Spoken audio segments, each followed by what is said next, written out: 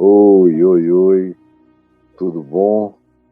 Neste dia diferente de Papo de Graça, eu estou aqui com você nessa data que aparece aí do dia 16 de julho, neste sábado, o que não é comum para nós aqui, mas já houve um tempo em que era. Houve um tempo em que a gente realizava Papo de Graça também aos sábados, de segunda a sábado.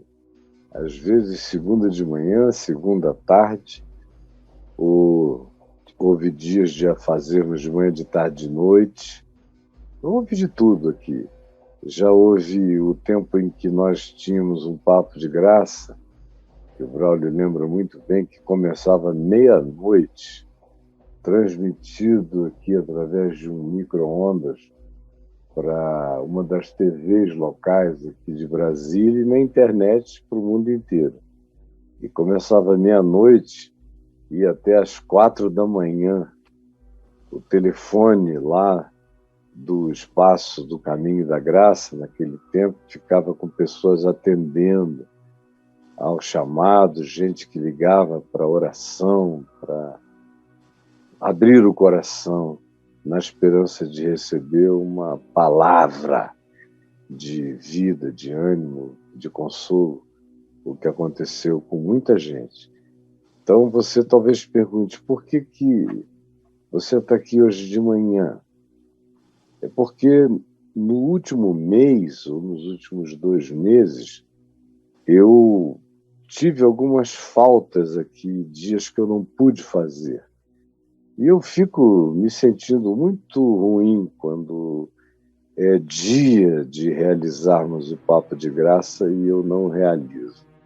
Me dá uma tristeza, uma impressão de que muita gente correu, afluiu e se frustrou. E eu carrego no coração uma tristeza grande quando eu percebo que, de algum modo, por alguma impossibilidade, todas são bem justificáveis, mas eu não pude vir e ficou aquele vazio ansioso no coração de algumas pessoas, especialmente as que estão se aproximando agora, que estão chegando e que estão dependendo daquele alimento que nunca tinham tido na vida e que agora lhes está sendo oferecido com todo o amor, todo dia, esse pão da vida, essa carne do Evangelho que Jesus disse que traz vida para a mente, para o coração, para o espírito da gente, faz o espírito se alimentar de fé, porque a fé vem pelo ouvir. Especialmente, Paulo disse isso num tempo em que não tinha nenhum evangelho para ler, nenhuma carta circulando em ordem, em sequência para ser lida, não tinha nada. Eles viveram a primeira geração da informação oral.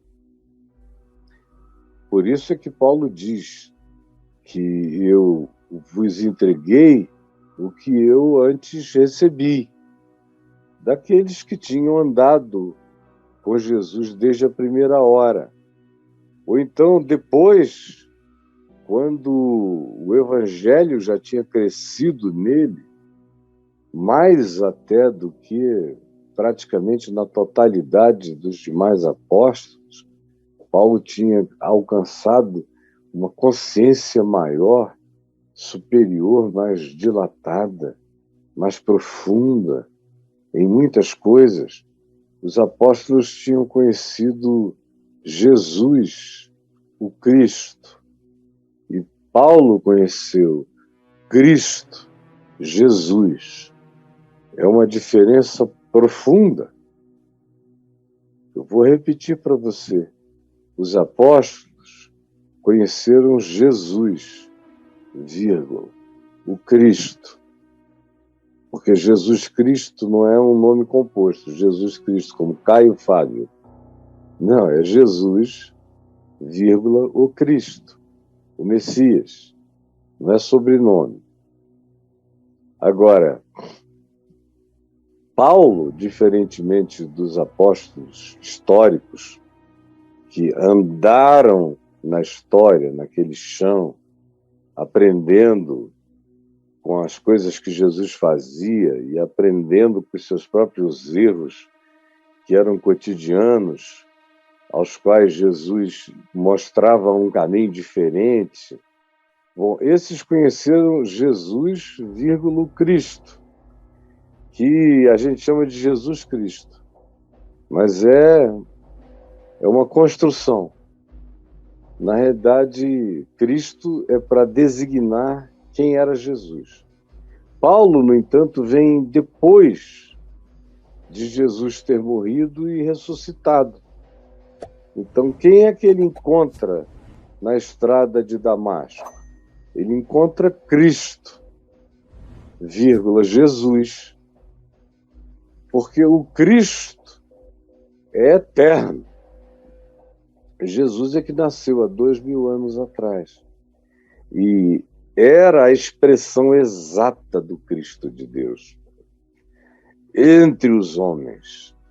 Pela primeira vez, o absoluto da encarnação de Deus se manifestando aos seres humanos. Por isso se diz que o Verbo se fez carne. E o escritor de Hebreus diz que ele é a expressão exata do ser de Deus. O Paulo diz, ele é a imagem do Deus invisível. Esse é Jesus que dá imagem ao Deus invisível, ao Cristo eterno. E Paulo conhece o Cristo, a luz, a invasão da eternidade do espaço-tempo, num choque avassalador que atropelou de graça eterna a vida dele para sempre.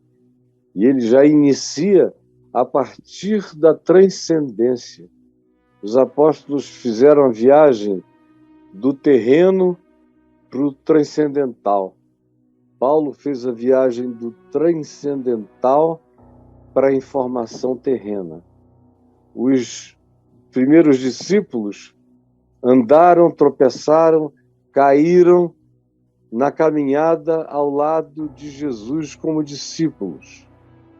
Paulo aprendeu o Cristo eterno e depois foi ensinado nos caminhos cotidianos que Jesus tinha vivido e as práticas e os ensinos que ele tinha trazido. E provavelmente aprendeu isso mais com Barnabé, que a tradição diz que era seu primo, do que com qualquer outro ser humano, no convívio mais íntimo. O Cristo tinha explodido num Big Bang de graça dentro dele, na estrada de Damasco. E aí depois ele aprendeu sobre Jesus, mas tendo aquele olhar transcendental que já vinha do céu para a terra, plantado dentro dele, iluminando-o. Daí a crescência da revelação nele ter sido aparentemente maior do que em qualquer outro dos que viveram de Jesus ao Cristo. Paulo começa a vida de Cristo, aprende, encarna Jesus de tal modo que mais adiante ele diz que Cristo, Jesus, é para ser lido, compreendido, visto na vida dele, que era o único lugar onde Cristo podia ser visto. Não se tinha um livro para ler, nem textos a oferecer. Ou você lia Jesus na vida de quem encarnava Jesus, ou você só ia saber de um nome, sem nenhuma referência do que aquele nome produziria de transformação, de regeneração, de recriação na vida de uma pessoa. Não havia nem a pedagogia escrita, como a gente tem hoje aqui num texto, ou em vários deles.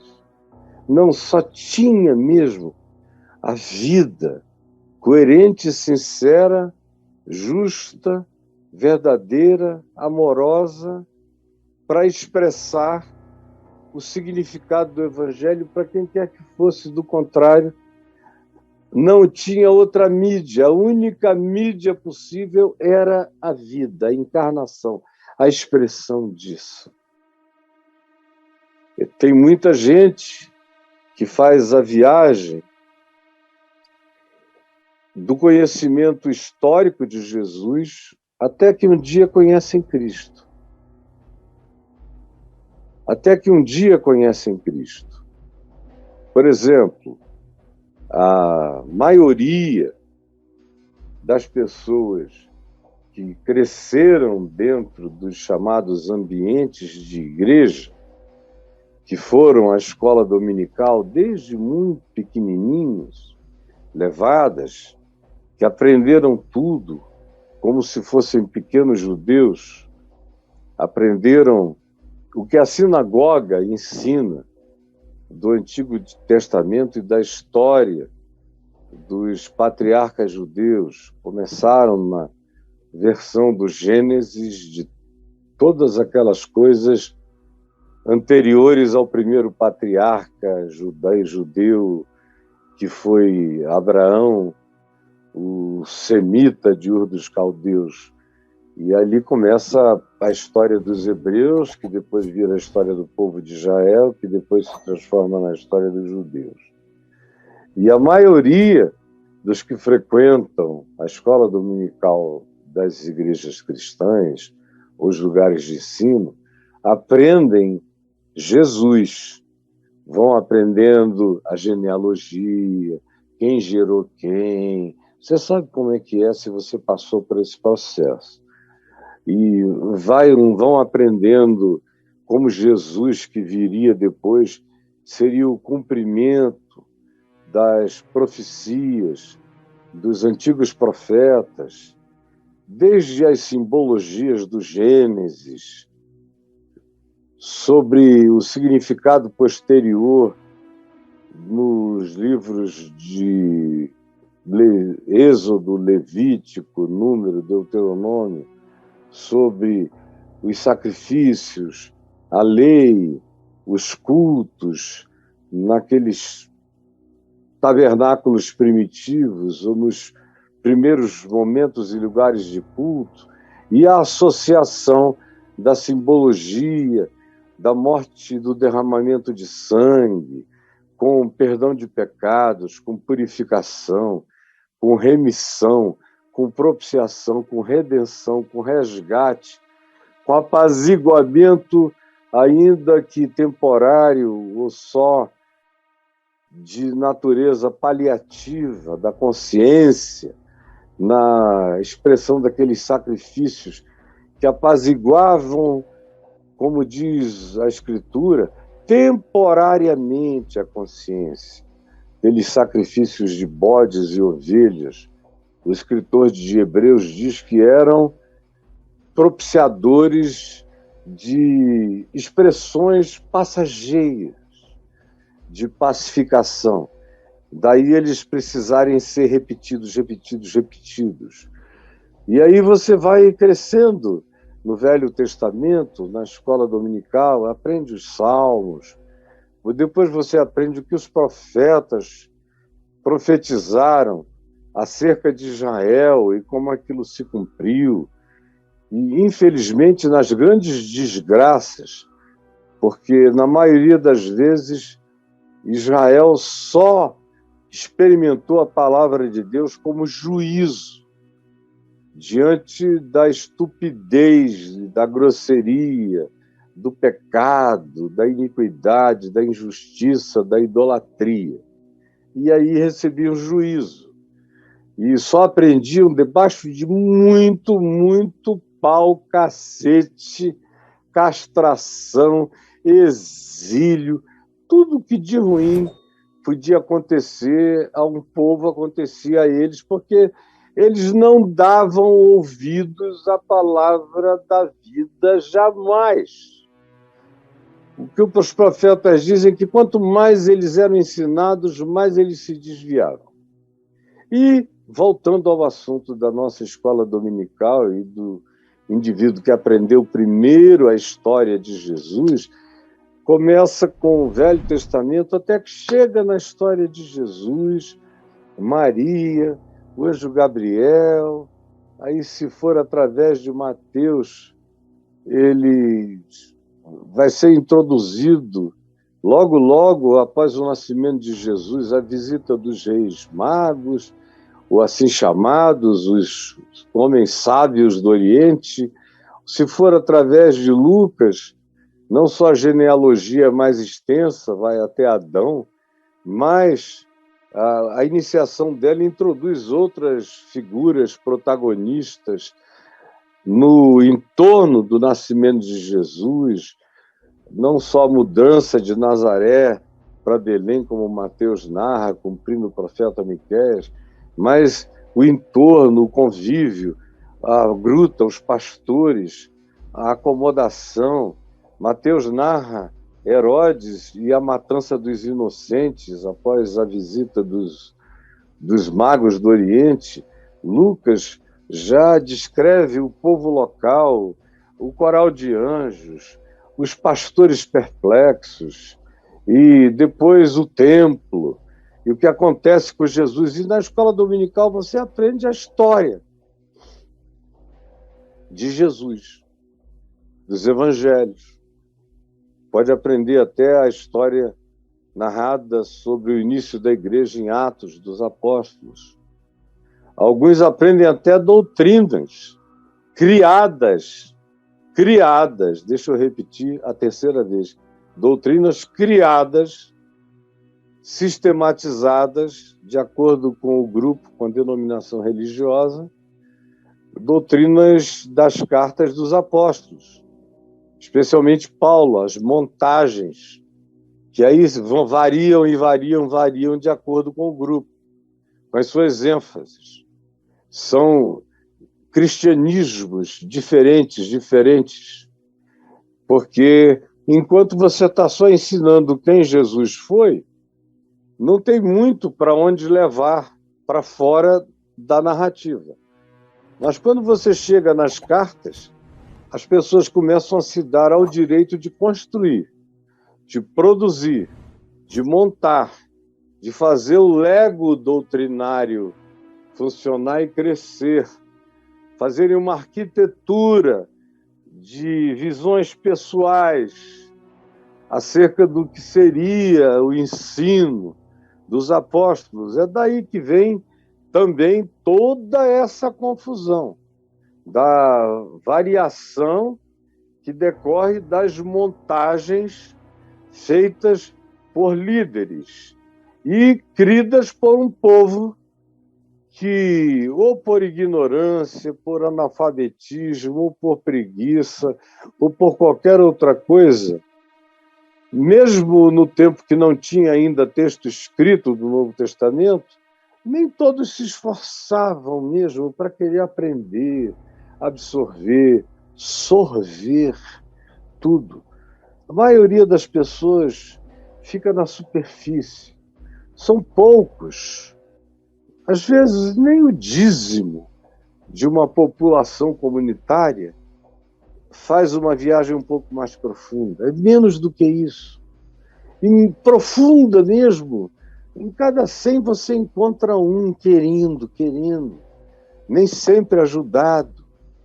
Por isso é que a gente tem no ambiente cristão essa quantidade enorme de pessoas que sabem as historinhas sobre Jesus, os milagres, o que ele fez na Galiléia, as pessoas que ele curou, as histórias miraculosas, ressurreições, apaziguamento de ventos e ondas, o caminhar sobre as águas, o levantar de paralíticos, a purificação de leprosos, o acolhimento de pecadores.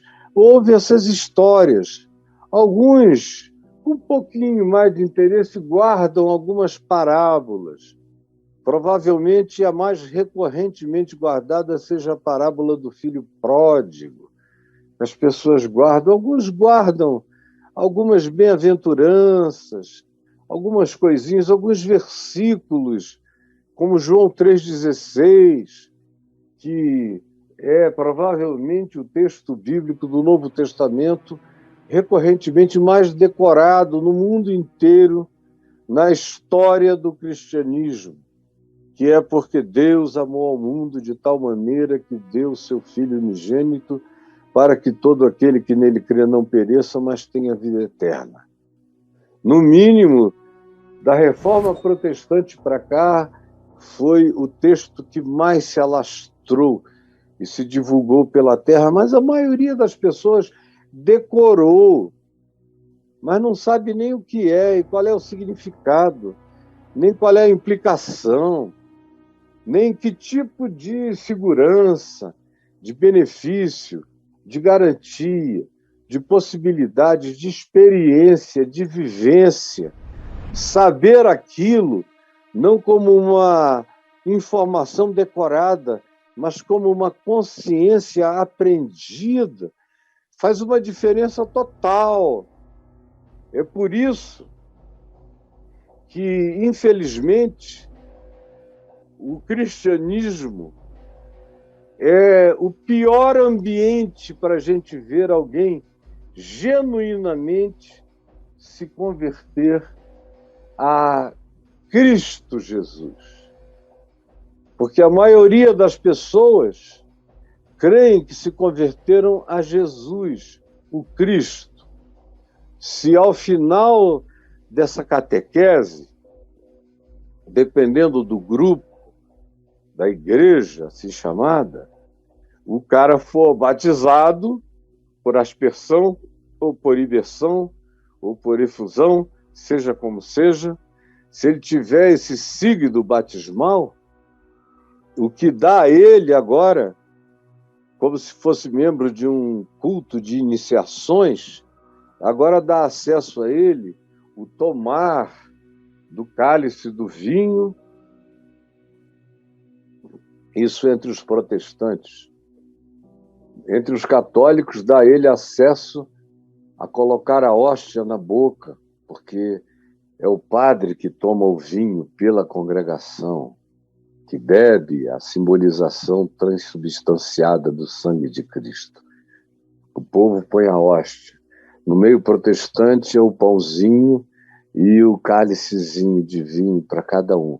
Se tiver essa sacramentalização, e a gente tem que usar a palavra, porque o batismo e a ceia são considerados sacramentos cristãos no cristianismo todo, inclusive no protestantismo, são os dois sacramentos do protestantismo. Quando você tem essa validação, você fez, vamos dizer, o curso Jesus, fez, como alguns dizem, faça o nosso curso Jesus. Aí o cara faz o curso Jesus. Aí vem aprendendo, vem dos ancestrais até chegar ali na manjedoura, aí prossegue histórias, curas, milagres, parábolas, a crucificação. A crucificação é ensinada como um episódio histórico, só. É aquela coisa, os dois malfeitores, Jesus do meio, é uma cenografia de Jesus, o Cristo. Mas não é uma consciência, não é uma teologia, é só uma historiografia, com uma cenografia de Jesus, vírgula, o Cristo. E do que aconteceu fáctica e historicamente, narrativamente, naquela reportagem. Mas é como quem lê um jornal, é só a crucificação. Isso é o que se aprende sobre Jesus o Cristo. Mas isso não necessariamente te revela o Cristo, Jesus, como eu iniciei falando da diferença entre os apóstolos originais de Jesus, que conheceram Jesus, vírgula, o Cristo, e Paulo, que não conheceu Jesus, mas encontrou o Cristo primeiro, depois ele aprende Jesus. O que fez com que a visão dele, a percepção dele, tenha se tornado infinitamente mais aprofundada, porque ele estava vindo da eternidade para a história. Ele estava vindo da transcendentalidade para a narrativa do espaço-tempo. Ele estava vindo da ressurreição consumada e glorificada para depois, então, saber das narrativas históricas. Só que a diferença é que, para os apóstolos, por exemplo, quando você lê no livro de Atos as primeiras narrativas, as primeiras pregações, a primeira pregação é de Pedro, no Pentecoste, o chamado querigma, que é aquela pregação histórica fundamental dos apóstolos. Era uma pregação narrativa, que tinha ênfase final nos fatos da crucificação e da ressurreição. Os fatos. Você vê Pedro pregando, não tem grandes aplicações. A ênfase toda recai sobre vós o matastes, vós o crucificastes, vós o pendurastes no madeiro, mas a morte não pôde detê-lo. Ele ressuscitou. Vós matastes o autor da vida, mas Deus lhe deu morte e nos fez testemunhas desses fatos. Essa é a ênfase histórico-narrativa factual, sem muita aplicação. É Paulo que não estava na crucificação, que não fugiu da crucificação, que não negou ninguém durante a crucificação, que não participou daquela última ceia, que não viu os episódios históricos daqueles interstícios, não viu Jesus todo arrebentado, como se fosse o filme do Mel Gibson, A Paixão de Cristo. Não viu nada disso. Os outros viram, se impressionaram, se chocaram. Tanto é que eles pregavam sobre isso. E era nessa direção que eles apontavam, e a grande vitória é que essa crucificação, que era a morte física, tinha sido vencida pela ressurreição, que era a vitória física sobre a morte. E essa é a ênfase, é da história do Jesus de Nazaré ao Cristo, com ainda pouca compreensão do que a crucificação significava como conteúdo, como teologia, como aplicativo que trazia o benefício para quem cresce naquela extensão do que Jesus realizara, do que ele cumprira. E Paulo percebeu isso muito mais do que os demais. Os demais ficaram tão presos da crucificação que demoraram a entender as implicações da cruz. Como a gente vê, por exemplo, Paulo falando a Pedro e a Barnabé na carta de Paulo aos Gálatas, capítulos 1 e 2, E o 3 também tem praticamente tudo a ver com a exortação de Paulo a Pedro e a Barnabé, muito mais a Pedro, que era um cara da crucificação, mais do que alguém que tinha entendido o significado da cruz. Paulo, o tempo todo, não enfatiza a crucificação como narrativa. A ênfase dele é na cruz, como conteúdo espiritual, como significado, como realização de todas as coisas, não só de profecias bíblicas, mas de manifestação de recriações, de vitórias, de introduções de dimensões do reino de Deus em outras camadas existenciais. Paulo, que enxerga melhor do que qualquer outro apóstolo antes dele, a realidade transcósmica, transuniversal de principados, potestades, tronos, soberanias, poderes, como todas as coisas tinham sido colocadas sob os pés do Cristo, manifesto em Jesus, que agora era o Senhor de todas as coisas.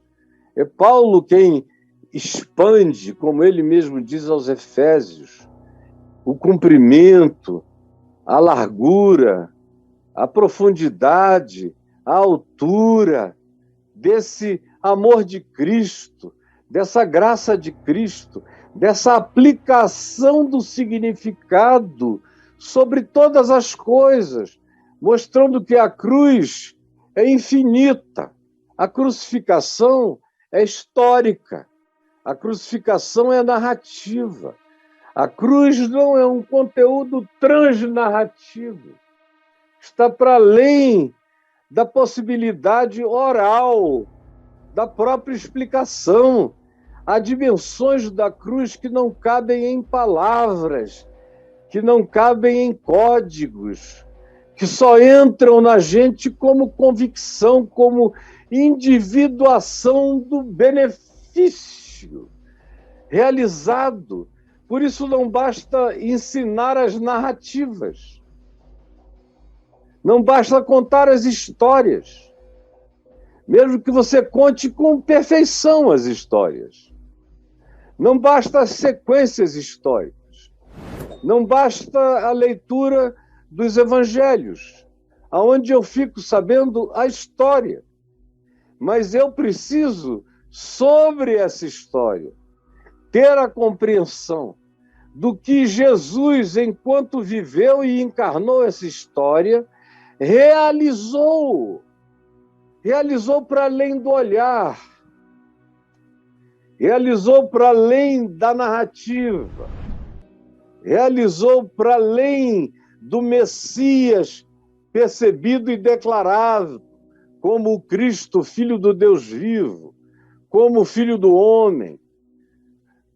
Foi algo que chegou e que entrou e que transcendeu qualquer perspectiva narrativa, que é fundamental, porque sem a narrativa do Evangelho, eu não tenho a possibilidade da catapulta que me joga indefinidamente na perspectiva infinita do abraço com o Cristo eterno, que foi imolado não na crucificação apenas. Na crucificação foi o gesto histórico do Cristo imolado, segundo os apóstolos, numa compreensão que demorou neles a entrar.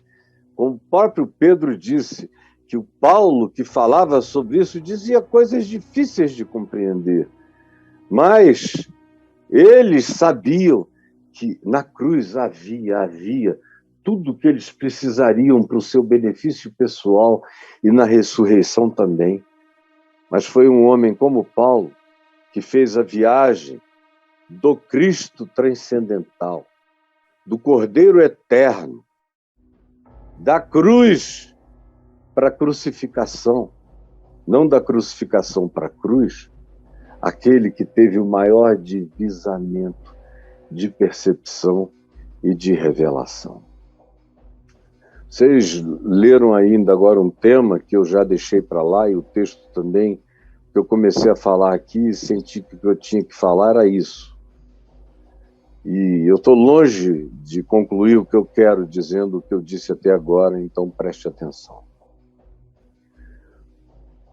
Nós que estamos aqui, eu, falando de mim, como exemplo de tudo que eu narrei até esse momento, sou um cara exatamente conforme os da primeira geração, aqueles primeiros discípulos, porque eu fui educado como Timóteo, pela mãe e pela avó, nas sagradas letras. Eu ouvia a narrativa do Gênesis desde pequeno. Me levavam à escola dominical desde sempre. Eu me lembro de mim, com 2, 3 anos, na escola dominical. Eu me lembro, graças a Deus, eu tenho uma memória que eu tenho que ser muito grato a Deus por ela, porque mais da metade da minha vida veio e vem dessa memória. E eu aprendi.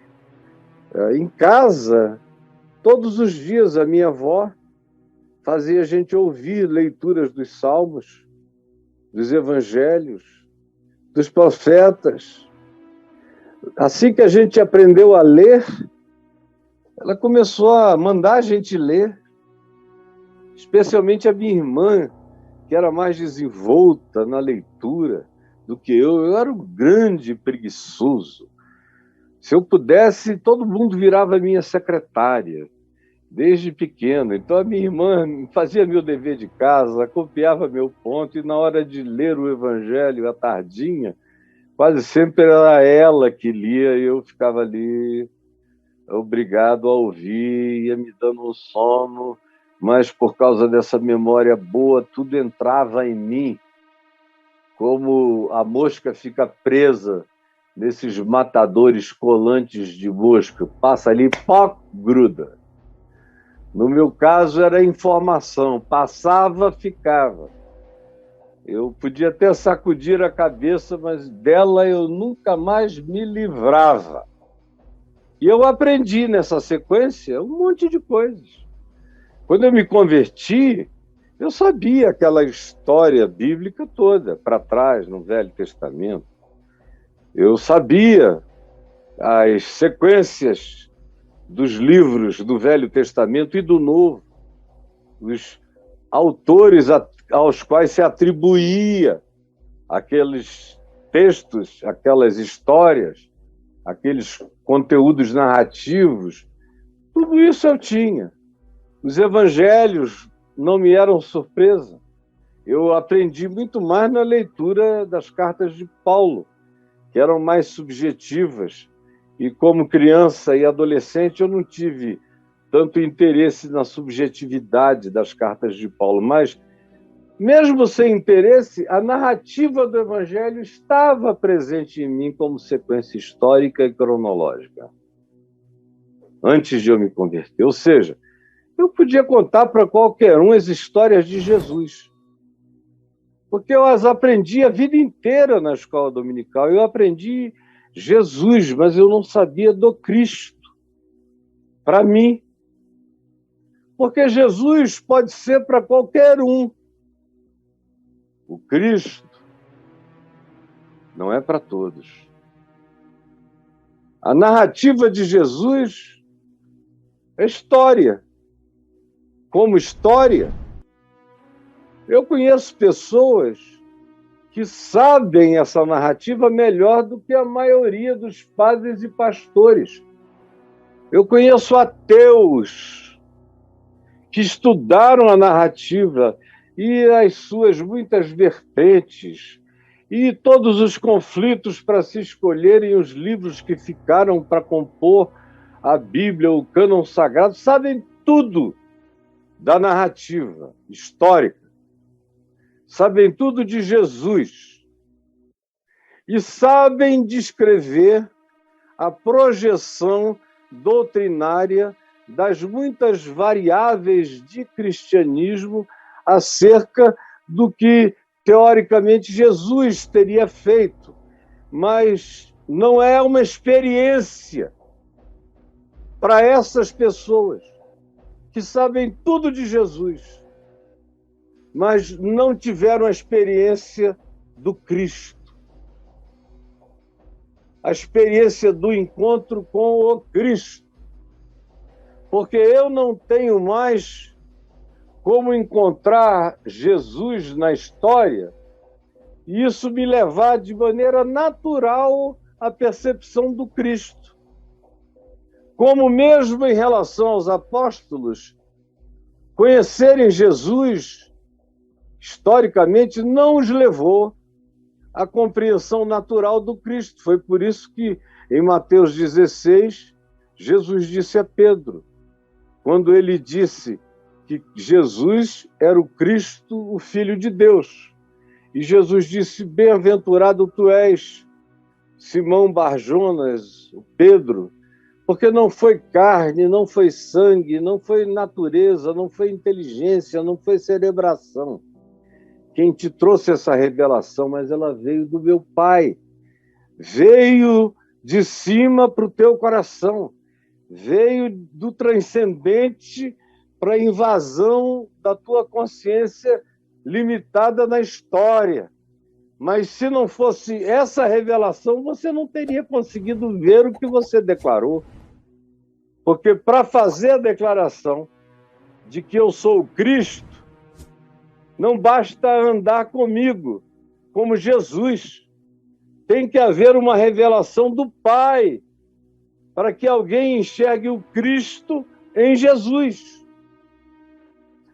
Deixa eu repetir, de acordo com Jesus, em Mateus 16, falando a Pedro, tem que haver uma revelação do Pai acerca do Cristo, para que alguém, como foi o caso de Pedro, consiga ver o Cristo em Jesus. Do contrário, o sujeito vê apenas o mais fascinante de todos os homens. Vê apenas o mais incomparável de todos os profetas e sábios. Mas não dá aquele salto de loucura para entrar na perplexidade desmaiante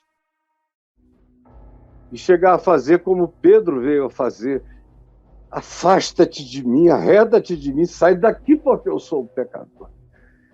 Porque ele teve o primeiro vislumbre de que Jesus era o Cristo.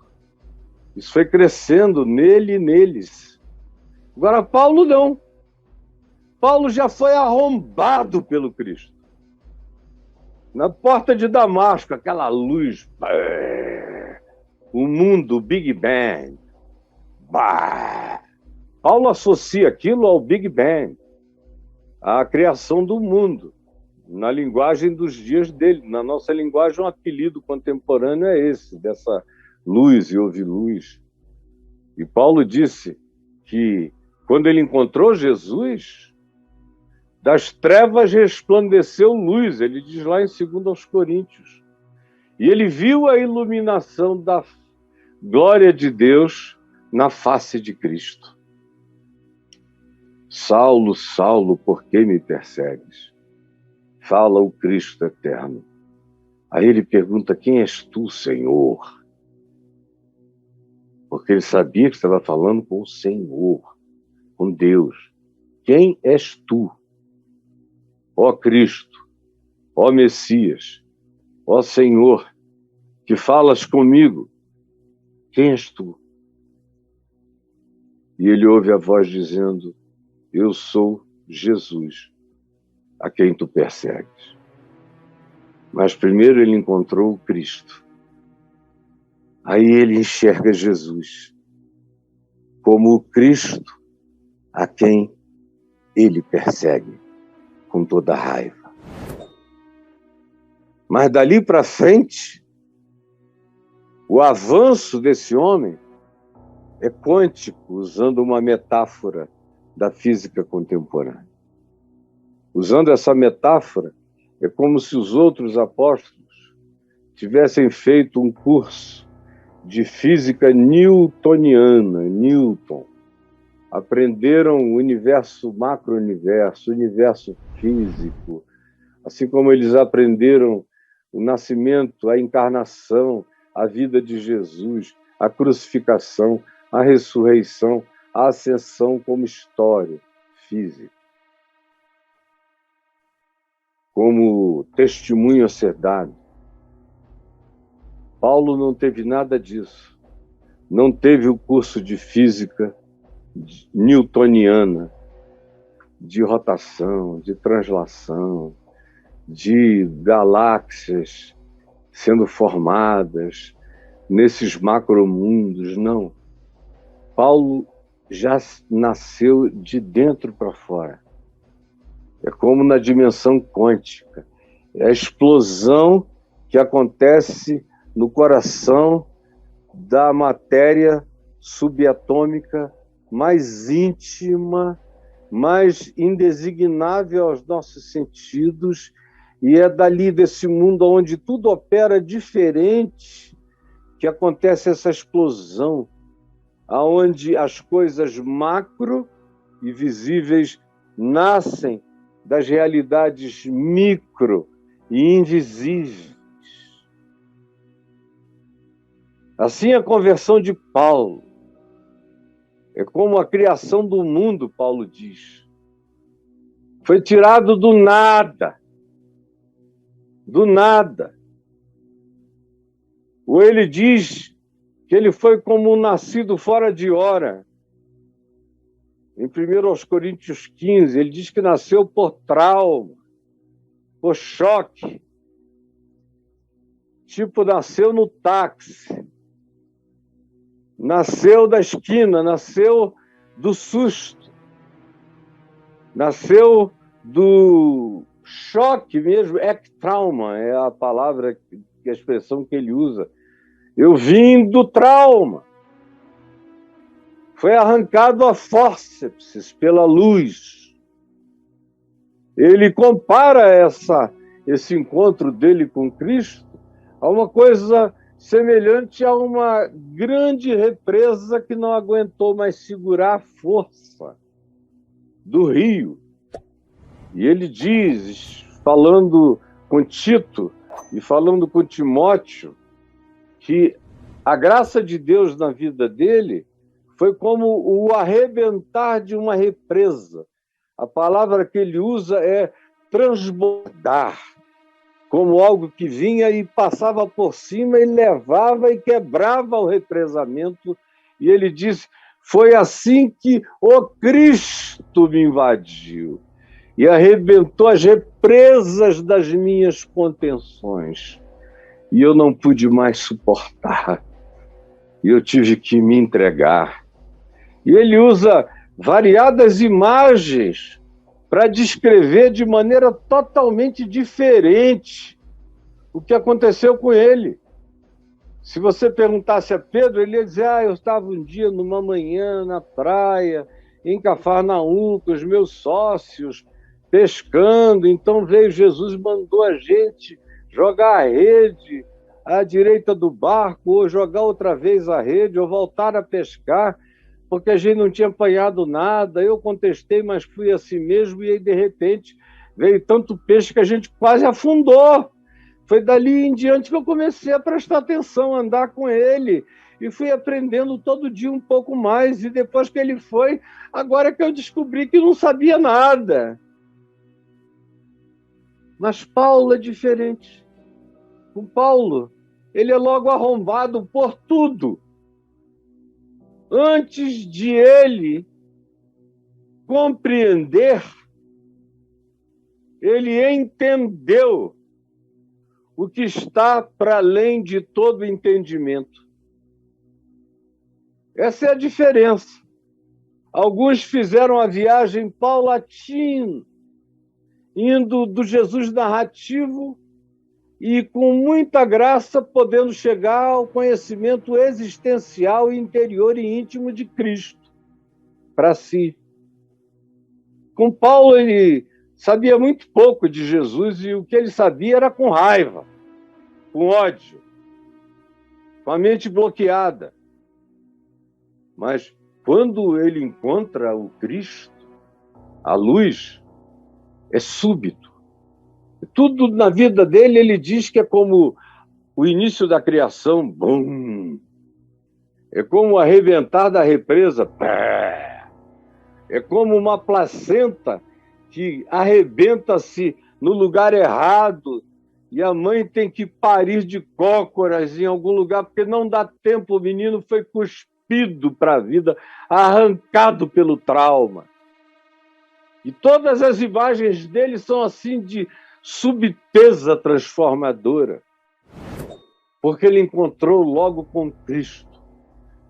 Foi o que eu vi na vida do meu pai, por exemplo.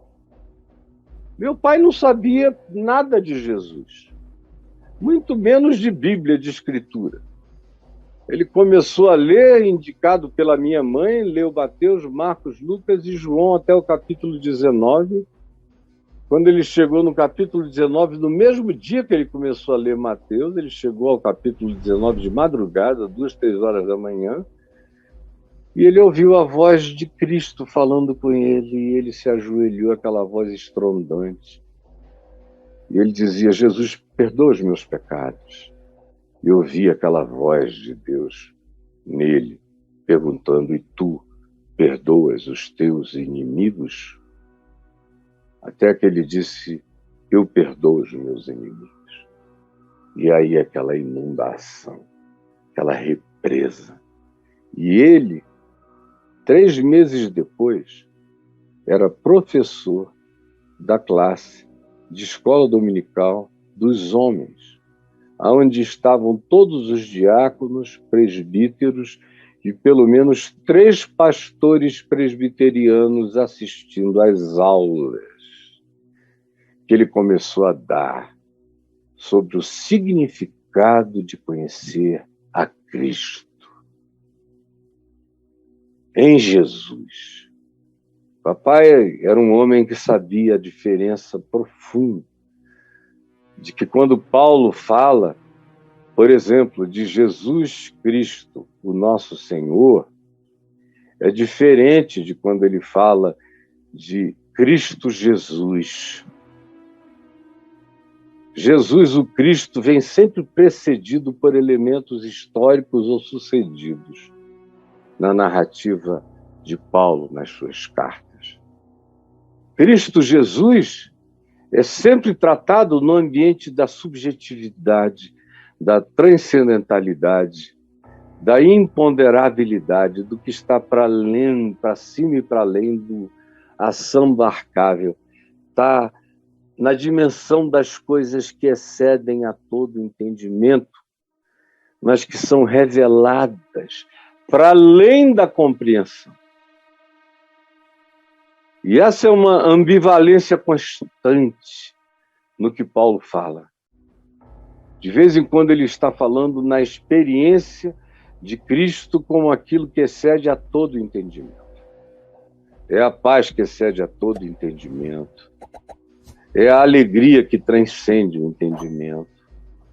É a experiência para além das circunstâncias. É um poder que o faz dizer que nele eu posso tudo, todas as coisas. Nele eu suporto qualquer coisa, tudo posso, naquele que me fortalece. É por causa desse impacto que ele diz que abandonou tudo, largou todos, e não teve nem tanto interesse nos apóstolos em Jerusalém, porque logo de cara ele foi percebendo que ele já tinha se convertido para além da compreensão deles, que no máximo eles tinham narrativas para contar a Paulo, nenhuma que Barnabé não tivesse visto e não soubesse também. Mas a compreensão do que Jesus tinha feito na cruz, para Paulo, desde o início, transcendia infinitamente o que se podia ver olhando só para a crucificação. Paulo é o grande abridor da cortina do significado da cruz para os próprios apóstolos, para os cristãos que ainda estavam presos à descrição narrativa do querigma, da pregação da crucificação e da ressurreição factual. Paulo, que cria nisso tudo, sabia que isso era só cenografia, que aquilo a que essa cenografia queria equivaler era infinitamente maior, mais largo, mais profundo, mais para além de todas as compreensões e que só podia ser alcançado por uma revelação direta do Cristo acerca de si mesmo no coração.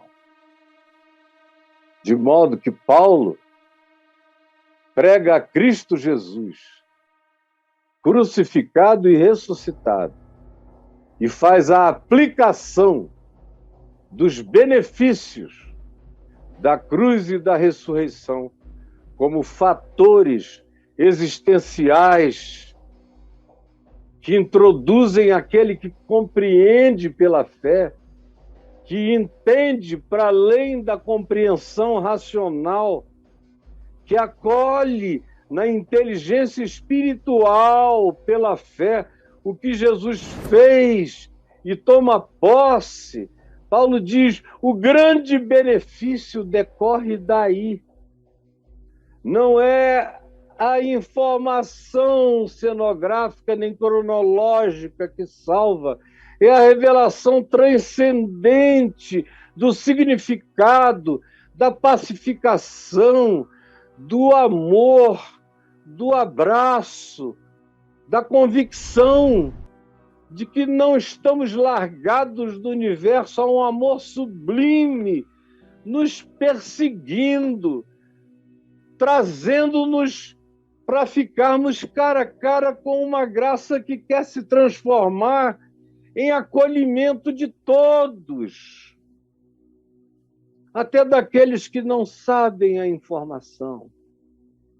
Como houve e há na história de todos esses anos e milênios, antes, no Velho Testamento, nos dias do Deus monoteísta dos judeus, nos dias das declarações sobre os mandamentos de Yahvé, havia, no entanto, milhões de pessoas que nunca tinham ouvido falar em Yahvé, nem Israel, nem Palestina, nem Davi, nem Filisteu, nem Moisés, nem ninguém, mas que tinham tido revelação do Cristo eterno,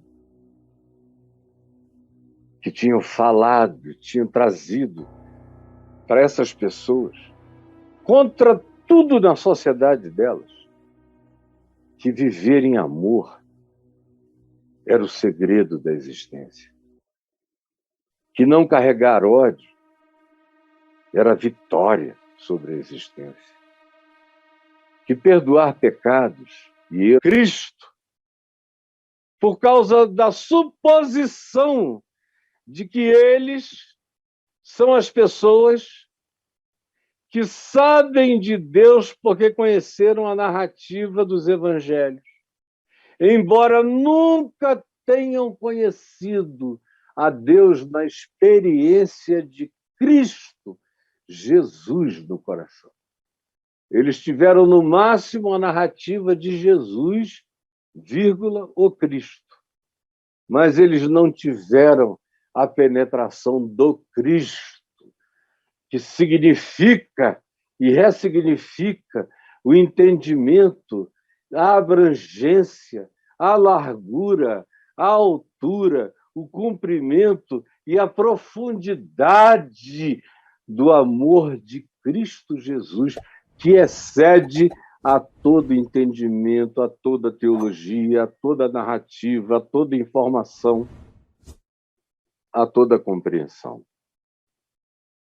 Quando Paulo faz esse choque e manda compreender certas coisas e diz que existem outras que excedem ao entendimento, mas até onde é possível compreender, ele se estimula que se vá e ele mesmo nos leva, mas ele não para até onde a compreensão pode ir.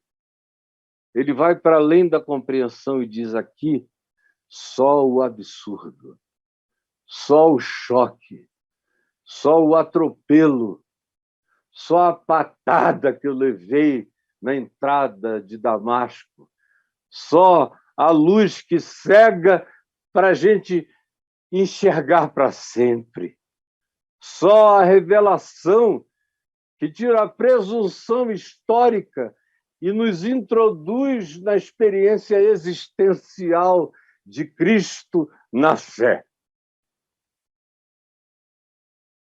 Aí, o cristão de Jesus, da crucificação e da narrativa da ressurreição, começa a se converter no cristão de Cristo Jesus, que é impactado pela palavra da fé, primeiro, impactado pela palavra da fé, primeiro, e depois vai aprendendo Jesus em fé, o que faz toda a diferença do que aprender a Jesus como obrigação histórica, infantil, adolescente, juvenil ou adulta.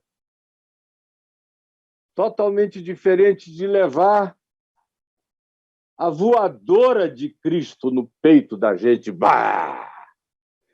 E ser chocado pela palavra da fé, como Paulo diz em Romanos 10, pelo dunamis, pela dinamite explosiva da fé no coração, por esse Big Bang. Quando a palavra da fé nos acorda em Cristo, aí a compreensão de Jesus é acelerada. Mas quando a gente vem da presunção de pensar que a informação sobre Jesus nos conduz a Cristo automaticamente, a gente corre o risco de saber dar aula sobre Jesus e viver sem conhecer a Cristo existencialmente, para o nosso benefício, para a experiência da paz com Deus, da paz de Deus, que excede a todo entendimento, e na experiência do contentamento, que aprende a viver feliz em toda e qualquer circunstância, que sabe dizer contra tudo, contra todos, tudo posso naquele que me fortalece. É gente que não tem mais para onde voltar, é gente que não tem mais como retornar, é gente que só sabe andar em Cristo para frente. Esquecendo-me, como disse Paulo, das coisas que para trás ficam, eu prossigo para o alvo, para o prêmio da soberana vocação de Deus em Cristo Jesus, que é o quê? Que é me tornar um pequeno Cristo, que é a cristificação, que é ir me tornando cada dia mais semelhante a Jesus, vírgula, o Cristo, na vida, na história.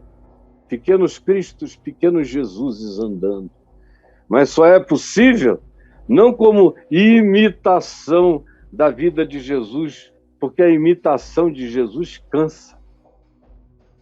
Quando eu era jovenzinho, tinha um livro que muita gente lia e muita gente achou que por ali eles poderiam encontrar tudo o que necessitavam, que era um livro chamado Em Seus Passos, O que Faria Jesus. E o que acontecia é que as pessoas ficavam tentando imitar Jesus. Deixa eu imitar. O que é que Jesus faria nessa hora? Como é que seria Jesus assim? E aí, o que é que acontecia? E o que eu vi acontecer, inclusive com amigos meus, que me disseram, não, eu agora li esse livro, eu vou imitar Jesus. E eu nunca entrei nessa de imitar Jesus, porque eu dizia para mim mesmo, eu não tenho condições. Meu Deus, eu conhecia a minha carne desde criança. Eu conhecia a minha carne muito cedo, desde criancinha. Eu não tenho condição de brincar dessa imitação. Não dá para mim. Não dá. Agora, quando eu conheci a Cristo, e eu conheci depois de desistir de tudo, eu conheci a Cristo Jesus. E depois que eu conheci a Cristo Jesus, aí eu não tive que fazer força para imitar Jesus. Porque eu passei a ser como Jesus gradativamente, sem nenhuma angústia imitativa. Passou a ser natural, passou a ser reflexo, passou a ser mente, passou a ser entendimento, passou a ser compreensão, passou a ser interpretação, passou a ser princípio instalado, que não dava para desinstalar. Passou a ser algo maior do que o próprio, em todos os aspectos, em todos os significados e perspectivas. Por isso, seguir Jesus não foi difícil, como disse João, na primeira epístola dele, no capítulo 5, quando ele diz, ora, os seus mandamentos não são penosos. Sinceramente, foi barbada, porque explodiu o mundo, nasceu, começou o cosmos existencial, bum, em mim. O resto foi se formando, foi havendo, foi aparecendo, foi surgindo, foi como a criação no início. Obra do Espírito Santo que pairava sobre a face do abismo, que pairava sobre as águas e que fez e foi moldando e molda Jesus em mim todos os dias. Jesus é moldado em mim. E agora, olha só, eu já falei, 1h30 e estou aqui sem nenhuma vontade de parar. Voltando para o meu ponto inicial, vendo o rostinho do Braulio ali agora, que está, coitado, deve ter passado uns maus bocados, o pobre do Braulio. Deve ter sofrido, né? Porque o cara fica impotente, tentando resolver o que está para além dele, faltou energia, né, mano? E aí acabou. Fica difícil demais quando acabou tudo para o Braulinho aqui. Mas deixa eu prosseguir só para concluir, tá? Vai lá, queridos, voltamos. Por isso é a grande dificuldade de converter cristãos. Porque a presunção da Bíblia que eles carregam e das historinhas do Evangelho que eles aprenderam cegou o entendimento deles. Aí você diz, como é que isso pode? Paulo é que diz isso. Paulo diz em 2 aos Coríntios, nos capítulos 3 e 4, especialmente no capítulo 4, depois no capítulo 3 ele fazer diferença entre conhecer lei de Moisés e as escrituras dos judeus, de um lado, e conhecer o Evangelho de Cristo, que nos dias de Paulo só podia ser inscrito nos corações e não em pergaminho ou papiro ou qualquer outra coisa que modelasse a informação, ou era pela palavra da fé ou não dava para transmitir ou para conhecer. E aí ele diz, no capítulo 4 de 2 aos Coríntios, que quando um daqueles que viviam com o véu de Moisés na face, que viviam com a cegueira da Escritura e das tábuas de pedra na cara, e que não conseguiam se converter por causa daquela presunção de informação, quando aquele véu lhes era tirado por uma revelação divina, o que acontecia é que então eles conseguiam se converter, conseguiam enxergar o Evangelho. Do contrário, Paulo diz, a palavra que eu prego está completamente oculta para eles, assim como a palavra que eu prego está completamente oculta, não só para judeus, mas para cristãos do cristianismo também, porque a presunção de serem cristãos do cristianismo lhes cegou o entendimento para o discernimento, a compreensão, a vivência e a manifestação absolutamente incomparável de Cristo Jesus em mim, porque a palavra da fé traz a ressurreição de Cristo para o meu coração e aplica o benefício da cruz para a minha pacificação. E eu, então, recebo aquilo que eu só vou compreender depois. Eu estou compreendendo todo dia o que eu já entendo desde o início. Deixa eu repetir isso para você. Eu estou compreendendo todo dia o que eu já entendo desde o início. Desde o início. É estranho, porque inverte-se uma ordem aqui. Primeiro há uma revelação no espírito. Você nasce homo psíquicos.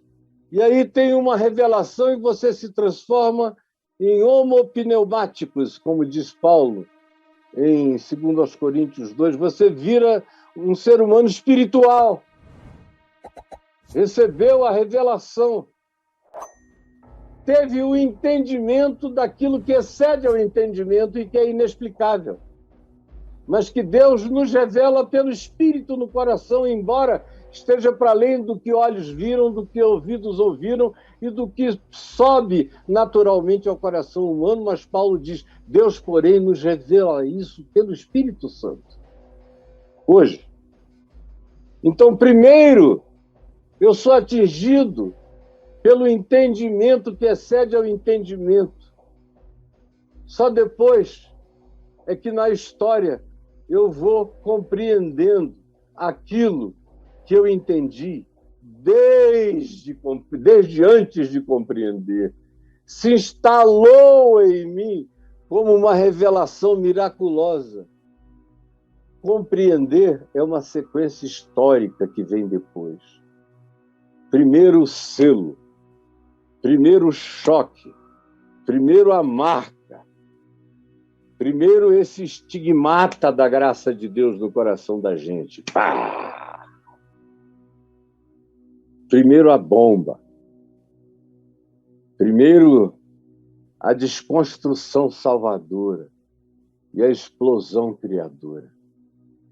E aí o resto tudo vai virando um processo em que as coisas vão ganhando lógica e sentido, embora elas tenham começado para além de toda lógica, para além de todo sentido, quando em fé eu tive a coragem de pular no absolutamente nada e vi que eu estava amparado e seguro em algo que transcendia a minha própria compreensão, mas que era completamente inegável. Sabe por quê? Porque os fatos existenciais demonstravam isso para mim. Eu não dormia e passei a dormir. Eu vivia ansioso e tive tranquilidade. Eu vivia inquieto e culpado e fui completamente pacificado. Eu vivia perdido, sem rumo, sem perspectiva, sem futuro, sem direção, sem vontade de nada, só de morrer. E, de repente, eu fiquei maior do que o mundo inteiro, tomado por uma graça que me faz olhar para tudo e dizer, Ele em mim me faz maioria contra qualquer coisa, principado, potestade, poder ou multidões. Ele em mim é tudo mais do que tudo o todo mais que existe fora de mim. E aí eu fui tomado pelo entendimento que transcende as compreensões, para que no curso da história e das experiências do cotidiano eu vá aprendendo aquilo que eu já entendi, mesmo antes de conseguir compreender, porque eu já venho vivendo pela fé, mesmo sem ter visto tudo, mesmo sem ter compreendido tudo, mesmo sem absolutamente nada que a gente possa chamar de tudo, mas absolutamente satisfeito, porque mesmo sem poder explicar para ninguém o meu entendimento, consigo explicá-lo em parte. Eu, no entanto, não tenho a menor dúvida de que eu estou selado por algo que ninguém descela. E cresço todos os dias numa compreensão que não tem fim. E eu vou crescer eternamente. E vou tomar a imagem e a semelhança do Cristo de Deus e serei co-herdeiro, já sou, como nele já estou assentado nos lugares celestiais, em Cristo, Jesus. Eu ando e sigo Jesus, o Cristo, habitado por Cristo Jesus. Eu espero que alguém tenha entendido. E eu espero que alguém se beneficie. E eu espero que alguma presunção ou arrogância de ser cristão, de conhecer a história, ou de saber várias teologias, sejam ilusões vencidas hoje pela revelação do Espírito Santo, quebrantando você, convertendo você, porque o ateu chega a Deus com muito mais facilidade do que um cristão viciado em cristianismo, com a presunção de que sabe o Evangelho, porque obteve informações e catequeses. Senhor, eu peço que essa palavra que eu não vinha dizer, mas que tu, e eu tenho certeza que foste tu, porque quando eu abri a boca e disse as primeiras frases, me veio uma convicção tão grande que eu não tive nenhuma dúvida de que era para andar e prosseguir no caminho no qual tu puseste a minha boca nesta manhã. E eu peço que isso tenha acontecido e que assim seja, porque o Espírito Santo tenha feito assim em mim, porque ele esteja fazendo assim em milhares de outros que venham a ouvir essa mesma palavra. Que as dificuldades técnicas que tivemos não atrapalhem ninguém de compreender ou de se abrir para aquilo que chega antes da própria compreensão.